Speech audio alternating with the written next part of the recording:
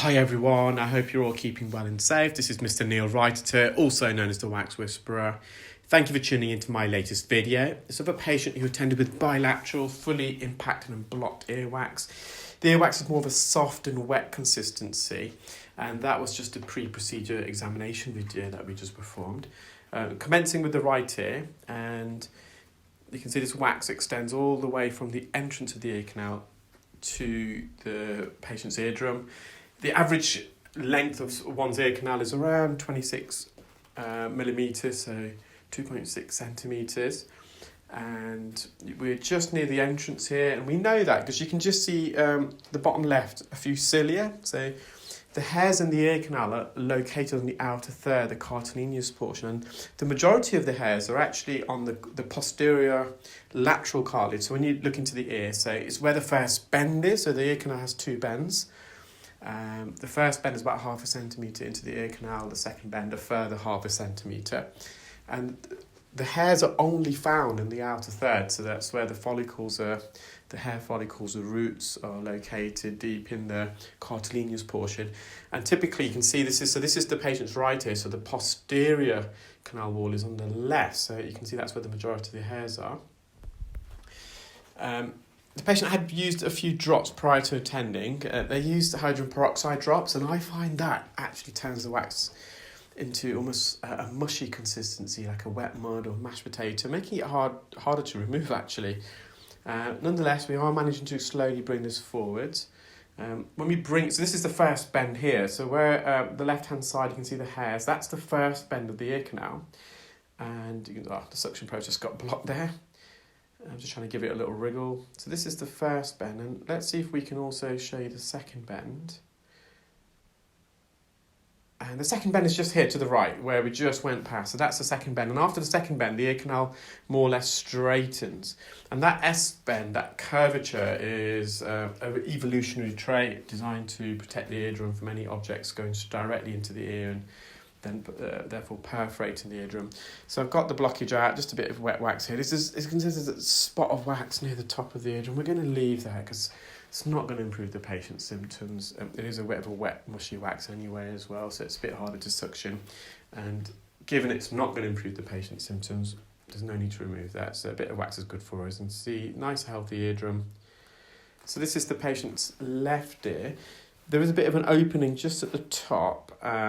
And in a moment I'm going to use the Jobson horn, but I think initially I'm just using the Zollner suction probe. And so in the case of the left ear, the posterior canal wall is to the right. You can just see those hairs, and that's the first bend. And the second bend is where the plug of wax is, just to the left. You'll see the ear canal there. So it gives you an idea of the architecture, the curvature of the ear. So just using the Jobson horn, because it's that mushy, soft wax, you can get in and behind.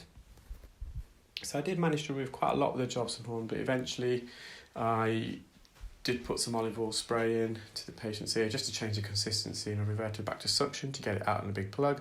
So just to the left here, that's the second bend of the ear canal.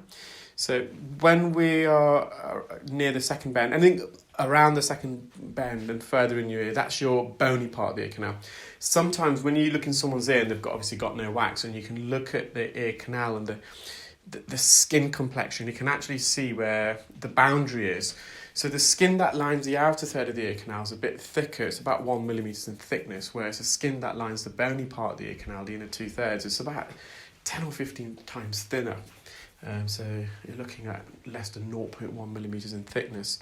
And sometimes you can just see the change in skin colour in the ear canal, and that's the boundary. So again, just to the right, that's the first bend.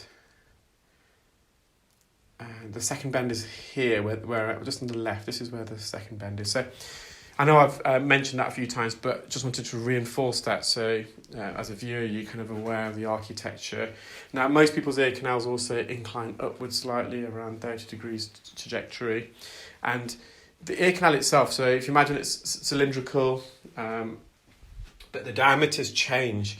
So near the entrance, you're looking around, I would say, width-wise, 0.6 to 0.8, I would say, and height-wise, about 0.7 to 0.9. Then the bony part of the ear canal, where it meets the osteocartilaginous junction, so we call it, where the second bend is. You get an isthmus and narrowing, so probably be at 0.5 millimetres to 0.7 width, and the height, and this is all averages, 0.6 to 0.8. The ear canal does widen a lot, and then about 0.5 centimetre near the eardrum, you get another natural narrowing called an isthmus, and then it protrudes back outwards again, the ear canal. And the eardrum on average is about 0.8 to 1 centimetre in height, and the width is probably about 0.7 to 0.9. So most people's ears, the height is greater than the width, and that's what gives the ear its oval shape. You do get variations to that. Some people have got very circular ears, so there's a constant radius diameter of the ear canal, and the height is equal to the width. So I've just put some olive oil drops in, so you can just see again, the first bend to the right, second bend to the left. There's a bit of dead skin there as well.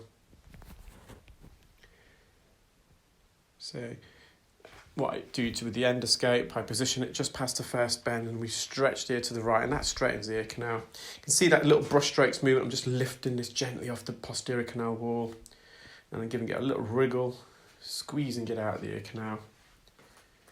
You can see how glossy it is with the oils, giving it a glossy look. Textbook eardrum, you can actually see the patient's incus there. I'm just going to mop up around the edge. So this is just where the cartilage portion is meeting the bony portion, so we can just put a bit of pressure here. It's not going to cause the patient any symptoms. A bit of dead skin as well. A lovely light reflex. So actually here, the endoscope is probably 2 centimetres away from the eardrum. We still get a lovely view. Just mopping up near the entrance here.